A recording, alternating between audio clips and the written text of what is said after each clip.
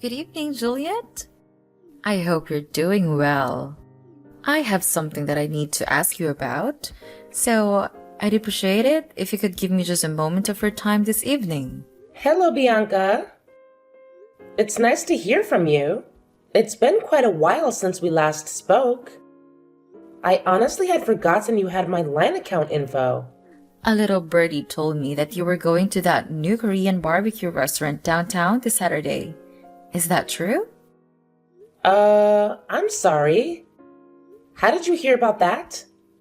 My son David heard about it from your boy Merlin the other day. Oh, okay. Yeah, I guess that would make sense. Merlin and David are in the same class.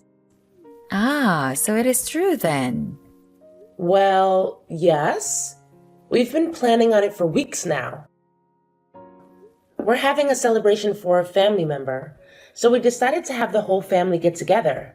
Oh, isn't that nice? And you're really going to that new place? I'm so jealous. I keep asking my husband to take me there, but he never does. Yeah, like you said, it's pretty new, so it's no easy feat to get a reservation with them. I was surprised we were able to make ours. Right. I heard they're fully booked for 1 month from now. So I hope you don't mind that we'll be tagging along. Tagging along? You mean... It's been so long since I've been to a good restaurant. I'm so excited. I'll be sure to save up my appetite. I might just skip lunch that day. Actually, I might skip breakfast too. Bianca? What is it, Juliet? I'm not sure how to put this, but are you really trying to invite yourself to a celebration for my family? Of course, I am, dear. Okay. So you were serious. I'm sorry, Bianca, but like I said before, this is a private celebration for a family member, so only family members are coming. So, no. I'm afraid you're not going to be able to join us. What? Don't be ridiculous. Your son told my son about the party, didn't he? That's as good as invitation in my book. Why else would he go out of his way to talk about it? Unless he was implying that we were invited to. That's nothing even close to an invitation. Merlin's just really excited about it is all. He's been talking to all his friends about it for the last week or so. And in any case, I'm not sure how anyone could consider a conversation between two 5-year-old boys to have any sort of implied invitation, much less your whole family. I don't believe what I'm hearing. At the very least, your son was gloating about how he was going to go to a fancy restaurant for a party, and that's incredibly rude. So to make up for your son's behavior, you're going to let us come with you, and that's final. Bianca, again, I'm sorry, but you're not coming to the dinner. This party was organized by my husband's family members. He is the one who's footing the bill for this whole thing. I can't go abusing his generosity by bringing along my son's friend's whole family. Don't you see?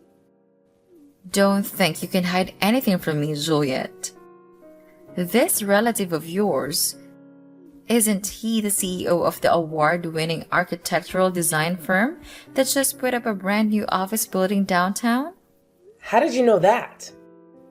If I recall correctly, I believe he's your husband's uncle, isn't he? He and my father-in-law were classmates in college. Ah, well, I guess it's a small world, huh?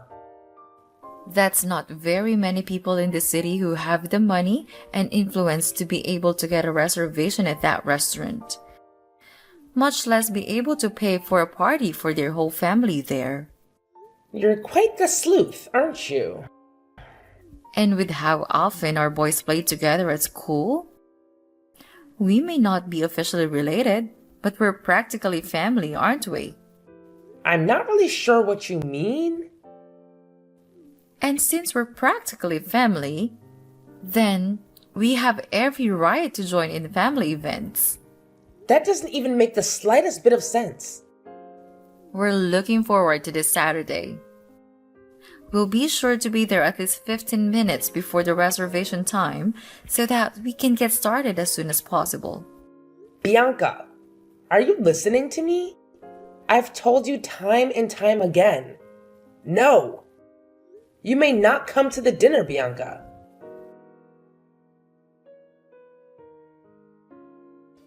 Hey, Malcolm.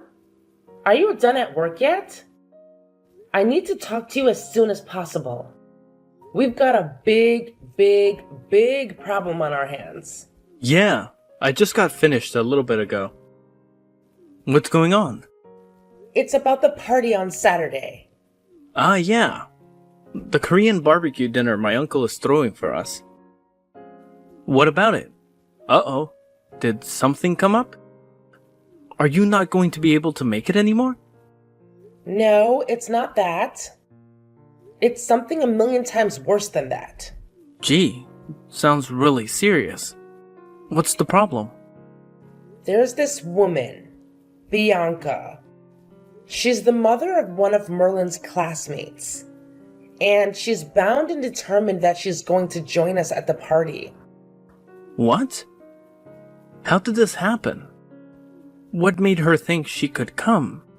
She said that Merlin was going around to the other kids at school, bragging that he was going to eat at a fancy new restaurant.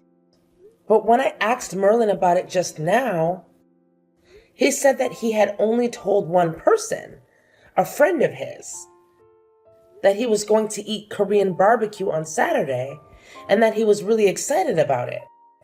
He didn't tell Bianca's son about it at all. He just happened to overhear the conversation. He went home and told his mom about it. And whether it was his lie or Bianca's embellishment, I'm not sure. But, well, here we are. I'm not sure I'm understanding this. How did that result in her thinking she could invite herself to our family's dinner? I'm just as confused as you are. I have no idea what in the world is going on inside that head of hers. I'll show you our text conversation later. But she was jumping to the conclusion after conclusion and using the most strained, bizarre explanations to justify it. I told her I forgot how many times she couldn't come. But she just ignored me and said, "See you Saturday." And that was the last message she sent me. Wait a minute. I think I might know this woman you're talking about. You said her name's Bianca, right? Is she David's mom by any chance? Yeah, she is. But how did you know about her? How could I not? That woman is legendary. Everyone at the daycare knows about her. This isn't the first time she's tried to barge her way into other people's lives in order to get free food. She's a repeat offender. You wouldn't believe how many of the mothers have told me that she's invited them out to lunch only to say, "Oops, I forgot my wallet." Then she asks them to pay with the promise that she'll pay it back, but never does. I also heard that she always takes an empty bowl with her when she goes to other people's houses. And after she leaves, they notice that a lot of their leftovers have mysteriously vanished. Holy moly guacamole! What kind of person does that? That's why she never gets invited to any of the mothers' group events at the school. All the other moms are sick and tired of her mooching off them constantly. Jeez, Malcolm. I didn't even know about all that. You sure know a lot about her. Yeah, a co-worker of mine told me the other day that Bianca had been targeting his wife for the last several weeks until he put a stop to it. Once he caught on to her, he always made sure that he was in the room whenever Bianca came over and talked to his wife. And eventually, Bianca realized that she wasn't going to get anywhere with them anymore. Oh, yikes. That's insane. I never really interacted with her very much before. I had no idea that's what she's like. Well, now you know. You need to watch your back too, Juliet. What do you mean? What else? She's obviously chosen you as her next mark. Oh, Oh no. This is terrible. What do you think I should do? For the time being, the first thing we should do is tell Merlin not to talk about the family dinner to anyone else at school from now on. You need to be careful to make sure you don't give out any specific details, like where or when it's happening, to anyone at the school. Actually, don't talk about it at all to anyone other than family. Yeah, you're right. That's probably for the best. Also, I'll take care of dropping Merlin off and picking him up from school this week. It's actually great timing since I was planning on working from home this week anyway. Thanks a lot, Malcolm. I'm sorry that you have to do this because of me. Anything for you, dear.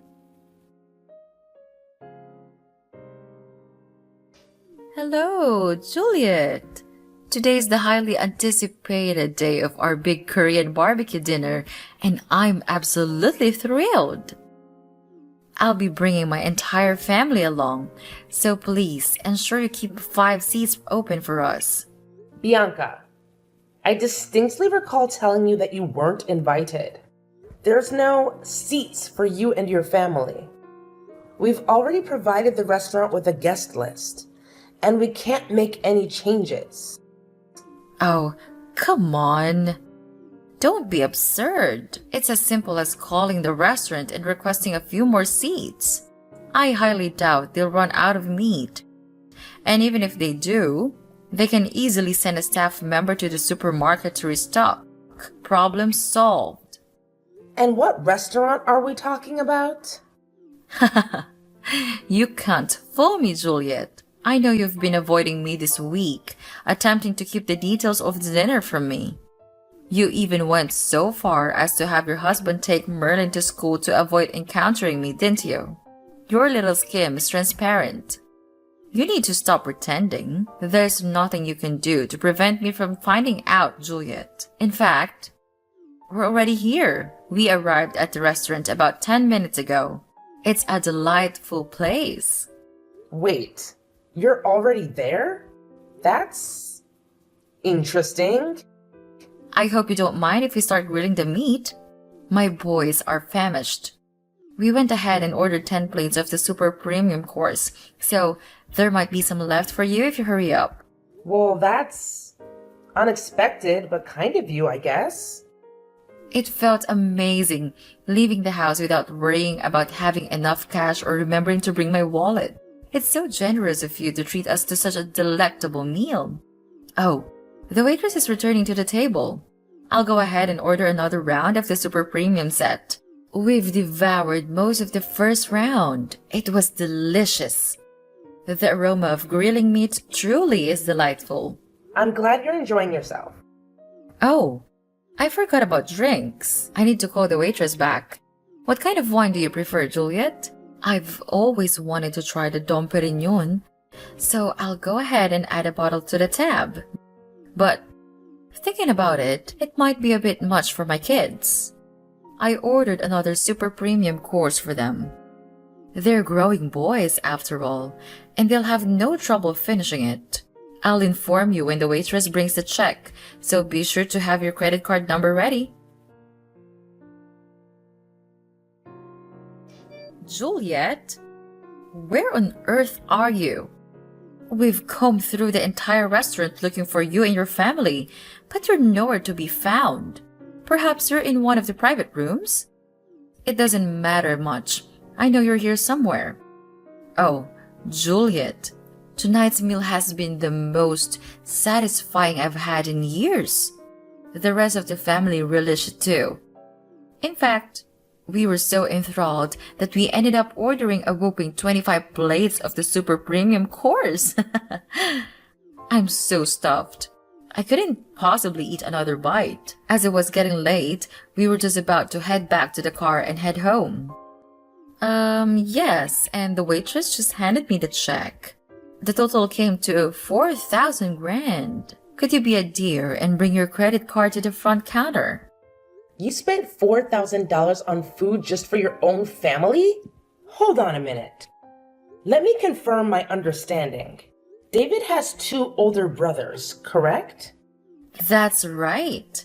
So with you and your husband, that makes a total of 5 people, right? And yet, you consumed 25 orders of meat with only 5 people, including a 5-year-old? Well, my 2 older boys are teenagers, you know? My oldest is on the football team, the star of the defensive line. You know what they say, growing boys need their nutrition. And let me tell you, they got plenty of nutrition today. Thanks again for this incredible dinner, Juliet. I'll be waiting for you at the counter as mentioned. I hope you have a high credit card limit.